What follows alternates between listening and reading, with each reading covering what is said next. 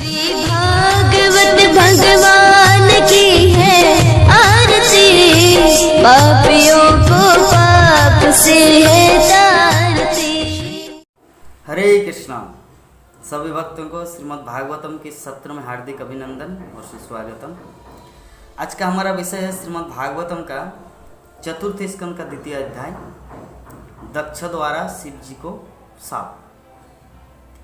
तो आज का हमारा जो टॉपिक होगा एटलीस्ट 7 विषय पे हम लोग आलोचना करेंगे।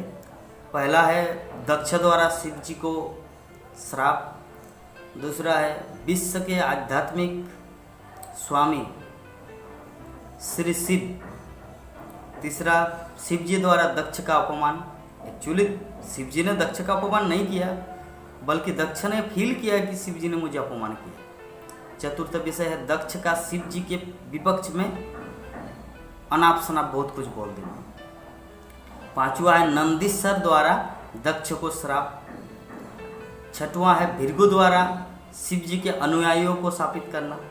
और सातवां है शिव जी द्वारा यज्ञ स्थल का परित्याग। तो ये विषय ये है कि ये दक्ष यज्ञ की बात आएगी। तो विदुर ने मैत्रेय ऋषि से पूछा, श्रीमद् भागवतम का आज का जो चैप्टर है, कि हे मैत्रेय जी, जो दक्ष मतलब ब्रह्मा के पुत्र दक्ष अपनी पुत्री सती के प्रति इतना स्नेहिल था, और वही दक्ष शीलवानों में श्रेष्ठतम शिव जी के प्रति इतना ईर्ष्यालु क्यों था? सती कौन है? माता दुर्गा, पार्वती का पहला अवतार। तो सती दक्ष के पुत्री के रूप में उत्पन्न हुई थी, और भगवान शिव तो ब्रह्मा के पुत्र हैं। तो विदुर ने मैत्रेय ऋषि से पूछा कि जो दक्ष महाराज अपने पुत्री सती के प्रति इतना स्नेहिल, ममता, करुणा दृष्टि से अपनी बेटी को देखती थी, लेकिन वही दक्ष शिव जी के प्रति इतना ईर्ष्यालु, देशभाव क्यों? क्या मैटर, क्या है इसका उद्देश्य, क्या है? मुझे समझ में नहीं आ रहा। तब मैत्रेय ऋषि बोला, विदुर ने कहा कि भगवान शिव समग्र संसार के गुरु है, शत्रु रहित, शांत और आत्मनिष्ठ है। वे देवताओं में सबसे महान है। फिर दक्ष उनके प्रति बैरभाव क्यों रखा? क्या रीजन था, क्या कारण था? हे ऋषि मैत्रेय, क्या आप मुझे बताने की कृपा करेंगे कि दामाद और ससुर, शिव जी है दामाद और दक्ष है ससुर, दामाद और ससुर में ऐसा क्या विद्वेष हुआ था जिससे सती को अपने जीवन, अपने प्राण को त्यागना पड़ा? यही विषय मैत्रेय ऋषि एक पूरा हिस्टोरिकल अंडरस्टैंडिंग हम सबके सामने प्रेजेंट करेंगे कि क्या हुआ था घटना। तो मैत्रेय ऋषि ने बताया कि हे विदुर, महामुनि विदुर, कि एक बार प्राचीन समय में जब ब्रह्मा की सृष्टि में जो ज़्यादा जनसंख्या वृद्धि कर पाए, मतलब जैसे वोट होता है ना, जैसे कौन व्यक्ति कितना वोट में जीता, लाइक दैट। तो जितने सारे प्रजापति थे, प्रजापति मतलब कौन कितना प्रजा उत्पन्न किया, सिटीजनशिप, कौन जैसे भारत में इतना जनसंख्या है, अमेरिका में इतना जनसंख्या है, ऑस्ट्रेलिया में इतना जनसंख्या है। तो अगर सभी जनसंख्या, अगर एक मीटिंग बुलाया जाए कि कौन देश में कितना ज़्यादा जनसंख्या है, चीन में कितना है, रसिया में कितना है, तो उसी प्रकार ब्रह्मा ने एक मीटिंग बुलाया था दक्ष के सभा में, दक्ष महाराज के वहाँ। तो दक्ष ने यज्ञ किया। तो यज्ञ करने का उद्देश्य कि जितने सारे प्रजापति उनमें से कौन ज़्यादा ये किया, और यज्ञ करके अपने आप को प्योरीफाइड, क्योंकि जब तक कोई यज्ञ नहीं करता, यज्ञ का अर्थ हो तो भगवान विष्णु की संतुष्टि। कुछ भी कार्य किया जाए संसार में, अगर वो भगवान विष्णु के प्रति अर्पित ना हो, भगवान कृष्ण के प्रति अर्पण ना हो, तो वो शुद्ध नहीं माना जाता। तो इसीलिए दक्ष ने बहुत कुछ किया, अब बहुत सारे संतान संतति को उत्पन्न किए, लेकिन प्योरीफाइड करने के लिए यज्ञ की आवश्यकता है। और यज्ञ के लिए उन्होंने 33 करोड़ देवी देवताओं को बुलाया, सभी आए, ब्रह्मा आए, शिव जी आए, विष्णु तो आएंगे, तो ब्रह्मा शिव दोनों आए, तो भगवान विष्णु बाद में आए। तो जैसे ही दक्ष महाराज इंटर किया उस सभा में, तो सभी अपने अपने आसन से उठ खड़े हुए और वेलकम, सुस्वागतम, जय महाराज, जय दक्ष महाराज, ऐसा करके जय जयध्वनि देने लगा। तो इस प्रकार ब्रह्मा जी को देखा दक्ष ने, देखने के बाद उनको प्रणाम किया और ब्रह्मा जी जैसे इशारा किए, क्योंकि ब्रह्मा उनका पिता है, तो ब्रह्मा जैसे ही इशारा किए तब दक्ष अपने सिंहासन पर बैठ गया। तो सिंहासन पर बैठते बैठते वो एक चीज़ नज़ारा, मतलब एक चीज़ वो गौर किए कि सभा में सभी खड़े हुए लेकिन एक व्यक्ति खड़े नहीं हुआ, वो है उनका दामाद। कौन? भोले शंकर, शिव।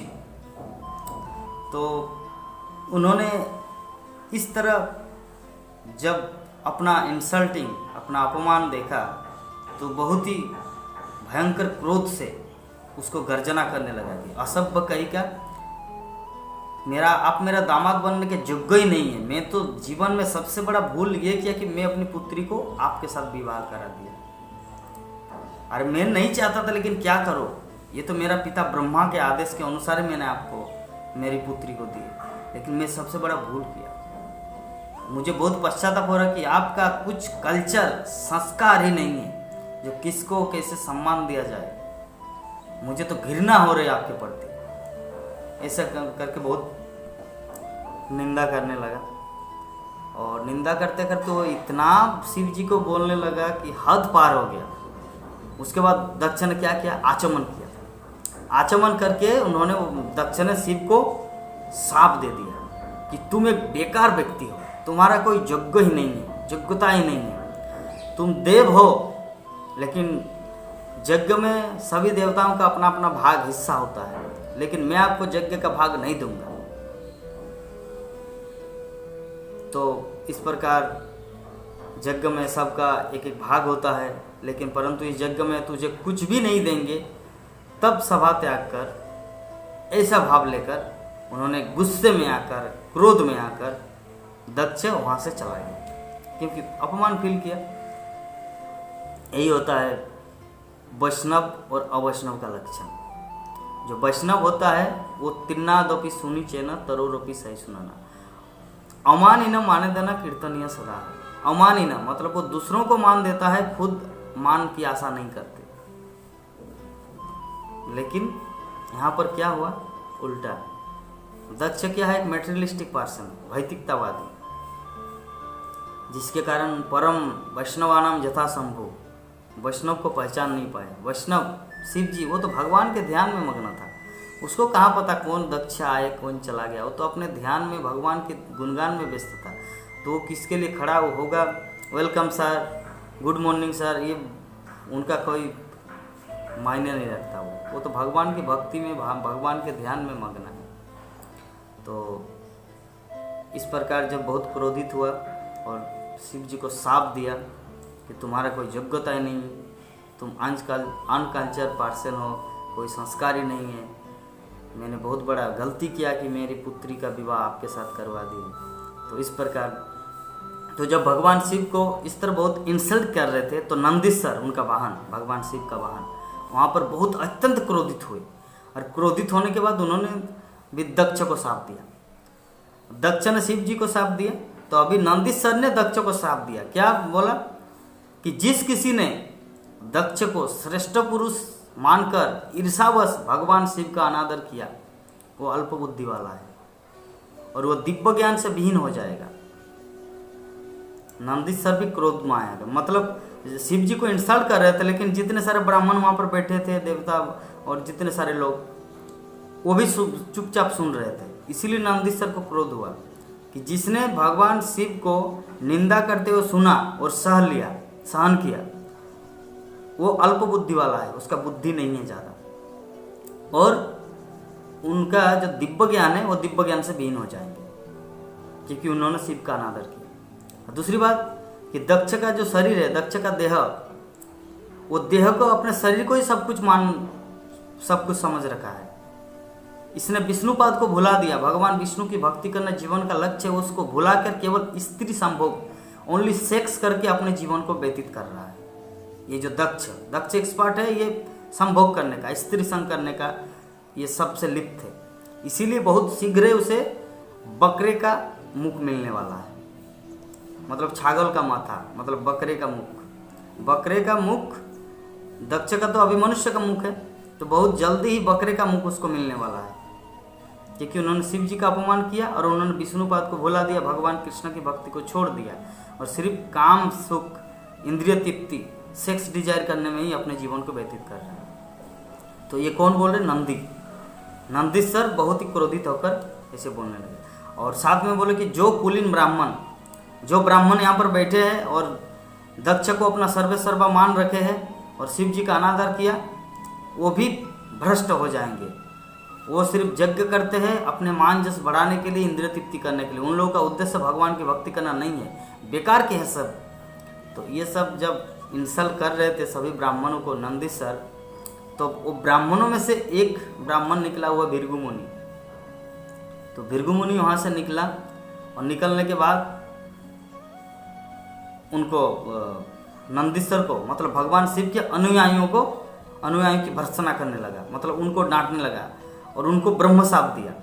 नंदीश्वर, दक्ष ने शिव को शाप दिया और नंदीश्वर ने दक्ष को और ब्राह्मणों को शाप दिया।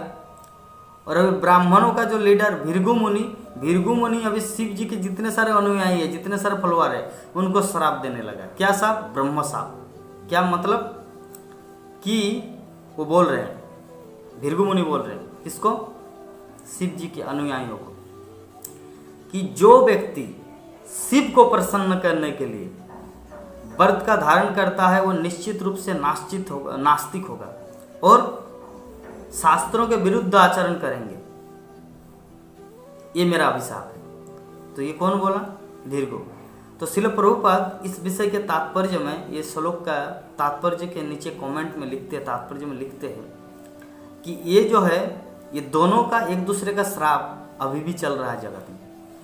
कि भृगु मुनि जो श्राप दिया था कि शिव जी का जो अनुयायी होगा वो नास्तिक होगा। क्यों? क्योंकि उन्होंने वेदों का उल्लंघन किया। शास्त्र और वेद के माध्यम से यज्ञ किया जाता है, ब्राह्मण लोग वेद पाठ करते हैं, लेकिन शिव जी के अनुयायी क्या किया? नंदीश्वर ने क्या किया? ब्राह्मणों को धुतकारा, वेद पाठ को धुतकारा, इसीलिए वो एक नास्तिक है, वो नास्तिक बन जाएगा। तो इसलिए प्रभुपाद इस विषय में कमेंट यही लिखना चाह रहे हैं कि वर्तमान में देखने को मिलता है कि शिव का भक्त है लेकिन शिव जी का अनुकरण करते, शिव जी का अनुसरण नहीं करते। शिव जी सब समय क्या करते हैं? भगवान विष्णु का ध्यान करते हैं, हरे कृष्ण महामंत्र का जप करते हैं। लेकिन शिव जी का भक्त क्या करते हैं? गांजा पीते हैं और विष्णु के भक्तों को धुतकारते हैं और तामसिक राक्षसी प्रवृत्ति का। रावण शिव जी का भक्त था, है ना। इस तरह बहुत सारे राक्षस प्रवृत्ति के जो लोग हैं वो शिव जी का भक्त बनता है, भूत प्रेत शिव जी का भक्त बनता है। तो ये भृगु मुनि का श्राप है। तो खैर अल्टीमेटली जब तक कोई भगवान विष्णु का भक्त नहीं बनता तब तक वो भक्त माना नहीं जाएगा, चाहे वो वेदों का फ्लोअर हो या शिव जी का भक्त हो। अगर दोनों ही व्यक्ति सबे पुंसा परोधर्म जतो भक्ति अधोक्षजे, मतलब समस्त धर्मों का सार यही है कि जतो भक्ति अधोक्षजे मतलब भगवान विष्णु कृष्ण। अगर कृष्ण के प्रति किसी का भाव न उत्पन्न हो तो उसका व्यर्थ है, न यज्ञ करना भी व्यर्थ है और शिव जी का भक्त बनना भी व्यर्थ है। तो मैत्रेय ऋषि, क्योंकि उदाहरण नहीं दिया जाता कि ब्रह्मा का भक्त था हिरण्यकशिपु, लेकिन चैलेंज कर रहे थे विष्णु से, और शिव जी का भक्त था रावण, लेकिन टक्कर ले थे भगवान राम से। हिरण्यकशिपु और रावण दोनों ही ब्रह्मा का और शिव जी का भक्त था, लेकिन विष्णु से टक्कर लेते मतलब वो असुर कहलाए। जरासंध पूजा करते थे नारायण शिला का और टक्कर लेते थे भगवान कृष्ण से, आक्रमण किए थे मथुरा 17 बार। तो नारायण शिला पूजा करने से लाभ क्या हुआ? अगर कृष्ण से टक्कर ले तो यही होता आसुरिक प्रवृत्ति वाले लोग, जो भगवान जो इमीडिएट जो मूर्तिमान स्वरूप है भगवान उसको धुतकारते हैं। तो इसीलिए यहाँ पर बताया जा रहा है, इसलिए प्रभुपाद अल्टीमेटली कमेंट में ही लिख रहे हैं कि जब तक कोई भगवान विष्णु का कृष्ण का भक्त नहीं बन जाता तब तक न वो शिव जी का ओरिजिनल फॉलोअर है न ही ब्रह्मा का ओरिजिनल फॉलोअर है। वास्तविक ब्रह्मा का या शिव का भक्त वही माना जाएगा जो भगवान विष्णु का भक्त है, क्योंकि शिव जी भी भगवान विष्णु का भक्त है, कृष्ण का भक्त है, और ब्रह्मा भी भगवान कृष्ण का भक्त है। तो शिव जी का भक्त भी अगर कृष्ण का भक्त बनेगा तभी वो वास्तविक में शिव का भक्त है। यह है अंडरस्टैंडिंग। खैर, तो मैत्रेय ऋषि ने इस प्रकार कहा तो विदुर को बोले कि हे विदुर, जब इस प्रकार एक दूसरे को शापित होने की जो कार्यक्रम चल रहा था तो शिव जी वहाँ से स्थान परित्याग किया, वो स्थान को छोड़ दिए, दूसरे अन्यत्र चले गए। तो हे विदुर, इस प्रकार सारे प्रजापति तथा विश्व के कल्याणार्थ 1000 वर्ष तक यज्ञ किए और यज्ञ का अपना अपना भाग लेकर सभी देवता अपने अपने लोकों में प्रस्थान किए। तो विदुर का जो पहला प्रश्न था या टोटल अल्टीमेट प्रश्न था मैत्रेय के प्रति कि ऐसा कौन सा रीजन था कि दामाद और ससुर के बीच कैसा झगड़ा हुआ जिसके कारण सती ने अपने देह को त्याग किया। तो ये आने वाले अध्याय में आएंगे। आप लोग धैर्य सहकार रोजाना श्रीमद् भागवतम को श्रवण कीजिए, ध्यान लगाकर, निमग्न होकर। तो आप सबको बहुत बहुत धन्यवाद। आज का जो हमारा टॉपिक था दक्ष द्वारा शिव जी को शाप, तो आज संपूर्ण हुआ। कल तक के लिए हम आप सबसे विदा चाहते हैं। हरे कृष्ण। इस वीडियो को लाइक करें, हमारे चैनल को सब्सक्राइब कर बेल आइकन जरूर प्रेस करें हमारी न्यू वीडियो सबसे पहले